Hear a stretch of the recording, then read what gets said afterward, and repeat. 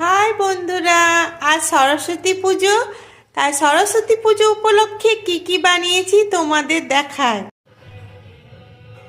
এটা হচ্ছে গোটা কলাই সিদ্ধ।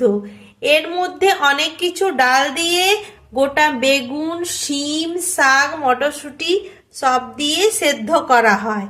এটাই কিন্তু বাসি ভাতের মেন। এখানে রয়েছে বেগুন, আলু, মূলো, পালক শাক দিয়ে একটা তরকারি। এটা হচ্ছে ফুলকপি, আলু, বিনস, মটরশুঁটি দিয়ে একটা তরকারি। এটা বাঁধাকপি, আলু তরকারি। মাছ ভাজা, মাছের ঝোল,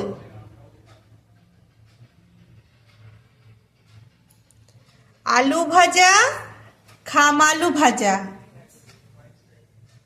রয়েছে বেগুন ভাজা আর সজনে ফুল আর টমেটো দিয়ে একটা টক।